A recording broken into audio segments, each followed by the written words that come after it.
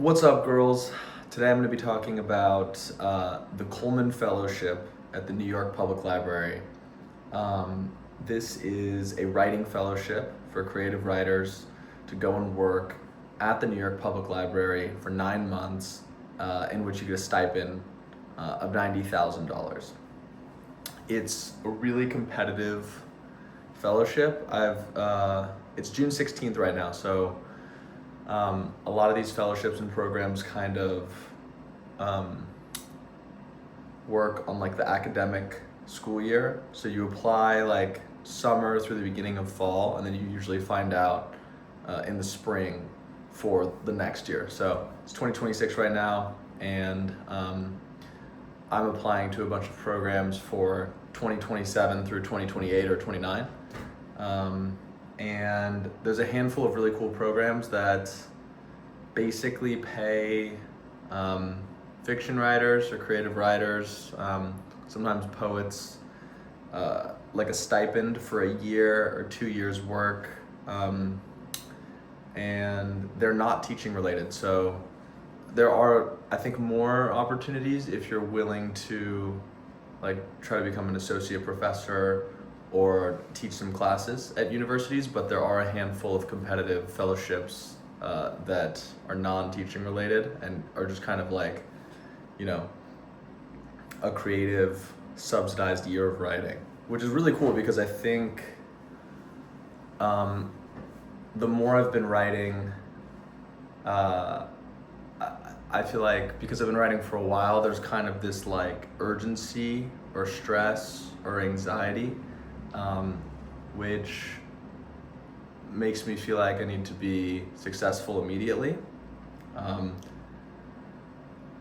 And in my first novel, the protagonist was like a very manic person, and it was written in first person, so that actually kind of benefited the writing process for that project. But my second book, my protagonist is not like that at all, and I feel like in order to access their point of view and their psyche, I actually need to be in a more peaceful, almost kind of monastic, flowing state.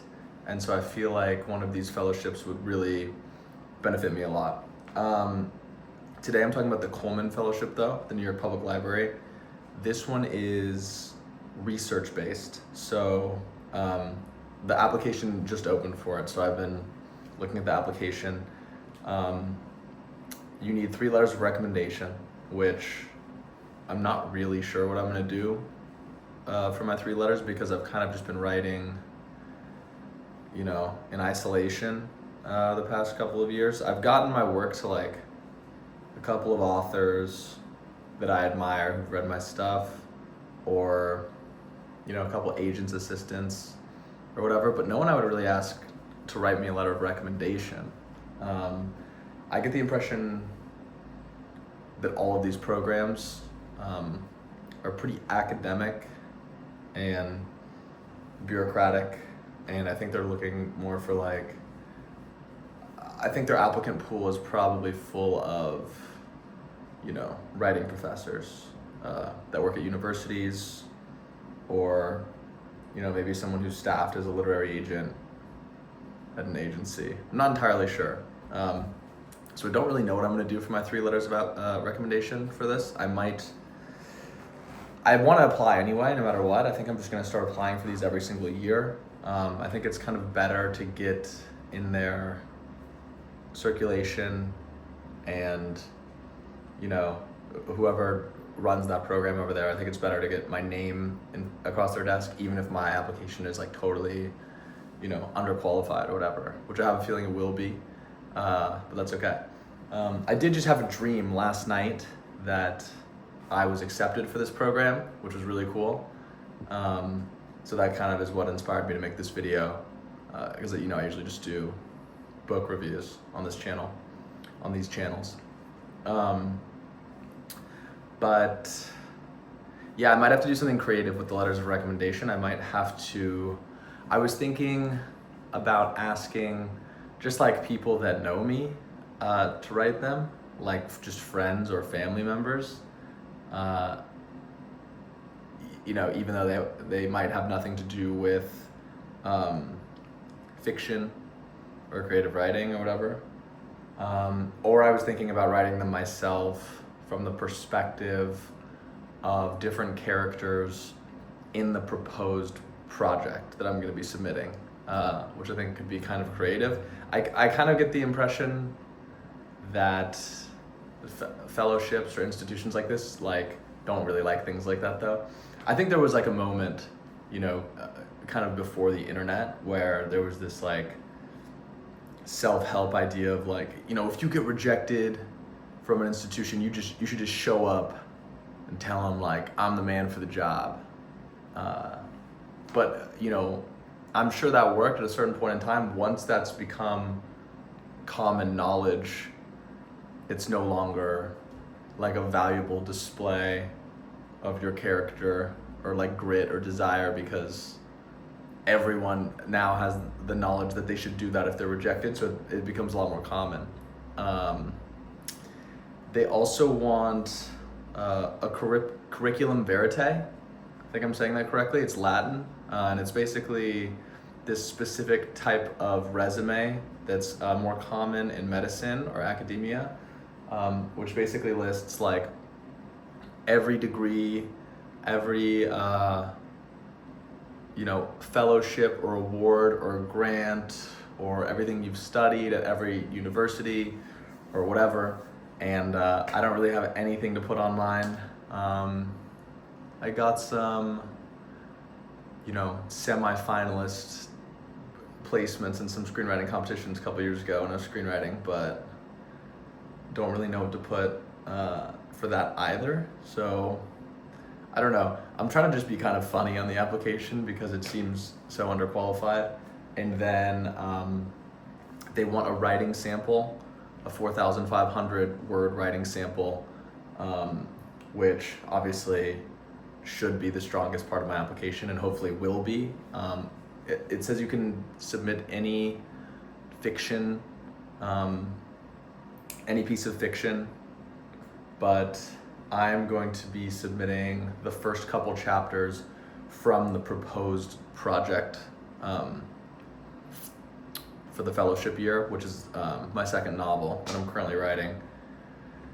And those first 4,500 pages I've worked incredibly hard on, so I feel like that section of the application is kind of standing out as my beacon of hope to have any shot of getting into the program. And if I'm just too underqualified, maybe it'll be something that if I apply again next year, they'll be like, oh yeah, if it's the same people reviewing the applications, they might be like, oh, yeah, he had that nice section of, he had a nice demonstration of prose, even though he wasn't right for the application pool or whatever.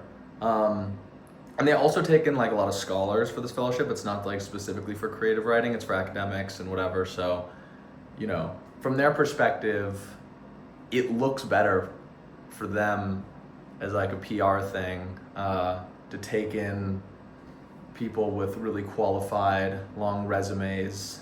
I think if you're an institution that gives out awards like this, you want to kind of often choose the applicants that make the most sense outwardly, so whatever. And then there's also a 1,500 word research proposal section of the application, which I don't really know what to put for the research proposal section. You're supposed to be researching certain parts of the book in depth by using the New York Public Library Stephen A. Schwartzman building. I'm reading this book right now called Trust by Hernan Diaz, and he wrote this book over the course of his Cullman fellowship year. And as I read it, it almost kind of reads like historical fiction or like financial historical fiction hybrid, and at the same time he's kind of doing some like formal experimentation with prose and perspective in like a very contemporary, modern fiction-y way, you know. That's kind of like the thing right now, I feel like, in contemporary fiction, is that like a lot of writing is experimenting with like perspective or like style, because if you're doing anything in realism, that is, or like you're using like a more standard narrative structure in like fantasy or like science fiction or like romantic thriller or like horror or something. But yeah, like he tells this story from 4 different perspectives, and it takes place in then, well, I won't go too in depth because I'm going to be doing a book review once I finish. But all that to say, I can see how that book, Trust, was a very research intensive piece of fiction. He clearly like very heavily researched like all of the financial events of the American economy since its founding, really starting in, not since its founding, I guess, but really starting in the early 1800s. I think the earliest event in that book that I've experienced so far is the 1808 European embargo imposed by Thomas Jefferson. But you know, you're learning, is when you read a book like that, you're learning the entire time, both like about real historical events and about how different perspectives on the same issue or the same period of time can really like, you know, be drastically different. So yeah, that's my video on the Cullman Fellowship at the New York Public Library. 9 months, you get a $90,000 stipend. You're supposed to go in person Monday through Friday, and work at the library. And I think you get penalized and like get some of your stipend revoked if you don't do that. Yeah, for my own project, I've been proposing, I think I'm gonna propose like a look into romance within ancient myth, because I feel like that could be a really good thing. There's kind of like a romantic drive in my book, and I feel like I've been reading a good amount of myth and psychology recently, and it seems like if I could really base a lot of the conflict in, you know, ancient myth and kind of like a proper psychological structure, that might be good incentive for the Cullman Fellowship, for them to accept me. And then there's also a technological aspect to the book, and AI and robotics and certain things. So I feel like that might not be as compelling for them to accept me, like a very new field like that. I feel like a